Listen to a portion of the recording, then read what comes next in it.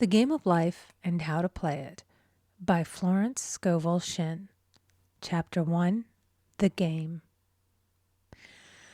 Most people consider life a battle, but it is not a battle, it is a game. It is a game, however, which cannot be played successfully without the knowledge of spiritual law. And the Old and the New Testaments give the rules of the game with wonderful clearness. Jesus Christ taught that it was a great game of giving and receiving. Whatsoever a man soweth, that shall he also reap. This means that whatever man sends out in word or deed will return to him. What he gives, he will receive. If he gives hate, he will receive hate. If he gives love, he will receive love. If he gives criticism, he will receive criticism. If he lies, he will be lied to. If he cheats, he will be cheated. We are taught also that the imaging faculty plays a leading part in the game of life. Keep thy heart, or imagination, with all diligence, for out of it are the issues of life. Proverbs 4:23. This means that what man images sooner or later externalizes in his affairs.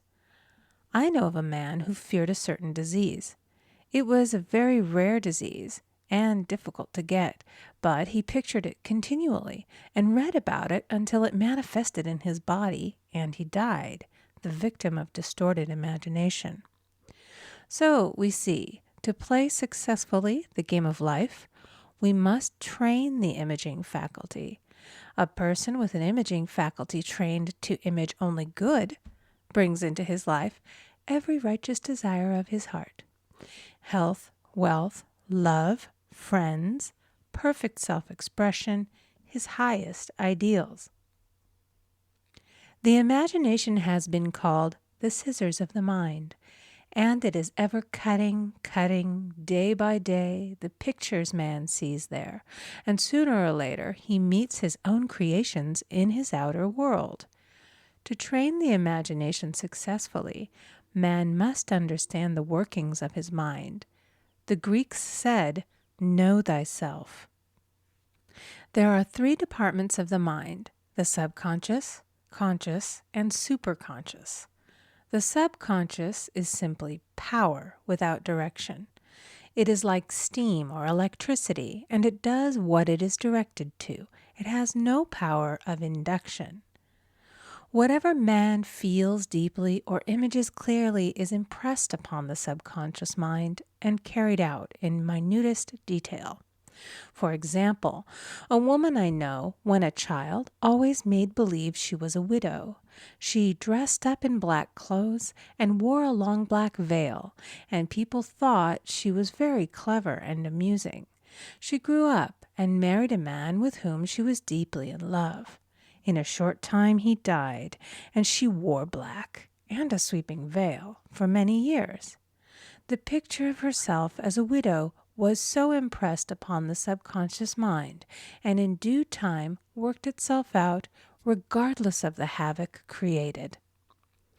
The conscious mind has been called mortal or carnal mind. It is the human mind and sees life as it appears to be. It sees death, disaster, sickness, poverty, and limitation of every kind, and it impresses the subconscious. The superconscious mind is the God mind within each man and is the realm of perfect ideas. In it is the perfect pattern spoken of by Plato, the divine design, for there is a divine design for each person. There is a place that you are to fill and no one else can fill, something you are to do which no one else can do. There is a perfect picture of this in the superconscious mind. It usually flashes across the conscious as an unattainable ideal, something too good to be true. In reality, it is man's true destiny or destination flashed to him from the infinite intelligence which is within himself. Many people, however, are in ignorance of their true destinies and are striving for things and situations which do not belong to them and would only bring failure and dissatisfaction if attained. For example, a woman came to me and asked me to speak the word that she would marry a certain man with whom she was very much in love. She called him A.B. I replied that this would be a violation of spiritual law, but that I would speak the word for the right man, the divine selection, the man who belonged to her by divine right. I added, if A.B. is the right man, you can't lose him, and if he isn't, you will receive his equivalent.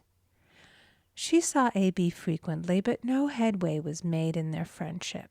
One evening she called and said, "Do you know, for the last week, A.B. hasn't seemed so wonderful to me." I replied, "Maybe he is not the divine selection. Another man may be the right one." Soon after that, she met another man who fell in love with her at once and who said she was his ideal. In fact, he said all the things that she had always wished A.B. would say to her. She remarked, it was quite uncanny.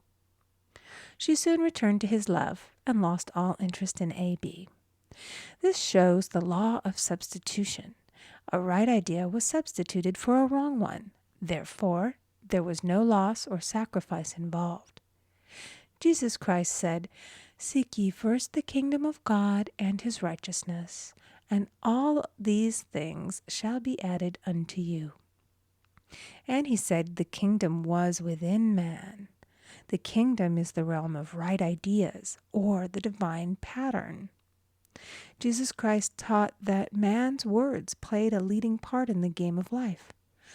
By your words ye are justified, and by your words ye are condemned.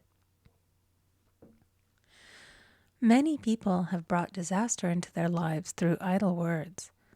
For example, a woman once asked me why her life was now one of poverty, of limitation.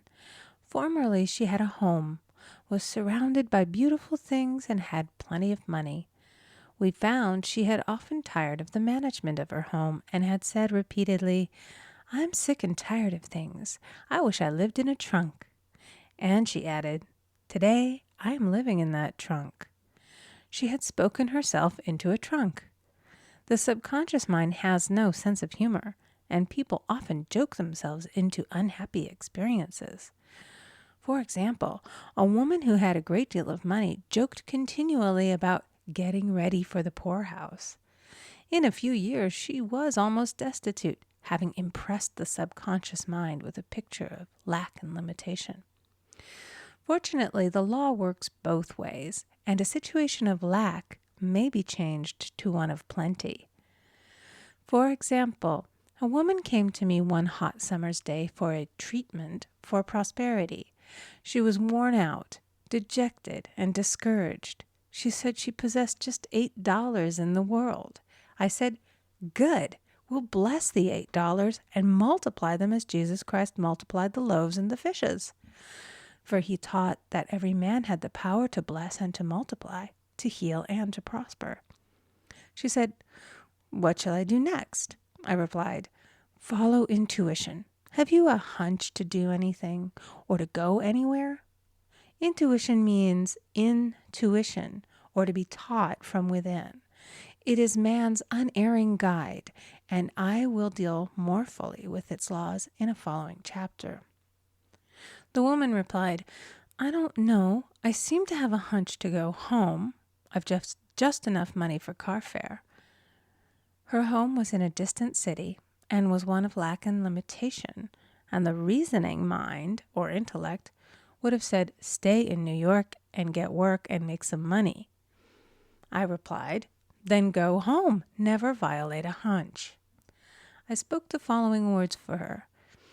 "Infinite Spirit, open the way for great abundance for She is an irresistible magnet for all that belongs to her by divine right." I told her to repeat it continually also. She left for home immediately, and calling on a woman one day, she linked up with an old friend of her family. Through this friend, she received thousands of dollars in a most miraculous way. She has said to me often, "Tell people about the woman who came to you with $8 and a hunch." There is always plenty on man's pathway, but it can only be brought into manifestation through desire, faith, or the spoken word. Jesus Christ brought out clearly that man must make the first move. Ask, and it shall be given to you. Seek, and ye shall find. Knock, and it shall be opened unto you. Matthew 7:7. In the scriptures we read, "Concerning the works of my hands, command ye me." Infinite intelligence, God, is ever ready to carry out man's smallest or greatest demands. Every desire, uttered or unexpressed, is a demand. We are often startled by having a wish suddenly fulfilled. For example, one Easter, having seen many beautiful rose trees in the florist's windows, I wished I would receive one, and for an instant saw it mentally being carried in the door. Easter came, and with it a beautiful rose tree. I thanked my friend the following day and told her it was just what I had wanted. She replied, "I didn't send you a rose tree. I sent you lilies." The man had mixed the order and sent me a rose tree simply because I had started the law in action and I had to have a rose tree. Nothing stands between man and his highest ideals and every desire of his heart but doubt and fear. When man can wish without worrying, every desire will be instantly fulfilled. I will explain more fully in a following chapter the scientific reason for this and how fear must be erased from the consciousness. It is man's only enemy. Fear of lack, fear of failure, fear of sickness, fear of loss, and a feeling of insecurity on some plane. Jesus Christ said, "Why are ye fearful, O ye of little faith?"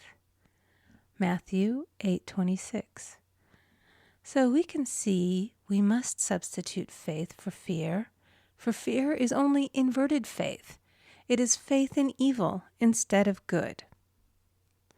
The object of the game of life is to see clearly one's good and to obliterate all mental pictures of evil.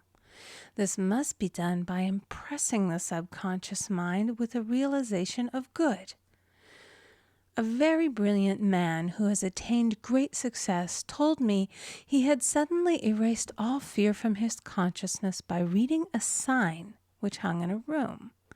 He saw printed in large letters this statement: "Why worry? It will probably never happen." These words were stamped indelibly upon his subconscious mind, and he now has a firm conviction that only good can come into his life, and therefore only good can manifest. In the following chapter, I will deal with the different methods of impressing the subconscious mind. It is man's faithful servant, but one must be careful to give it the right orders. Man has ever a silent listener at his side, his subconscious mind. Every thought, every word is impressed upon it and carried out in amazing detail. It is like a singer making a record on the sensitive disc of the phonographic plate. Every note and tone of the singer's voice is registered. If he coughs or hesitates, it is registered also. So let us break all the old bad records in the subconscious mind, the records of our lives which we do not wish to keep, and make new and beautiful ones. Speak these words aloud with power and conviction.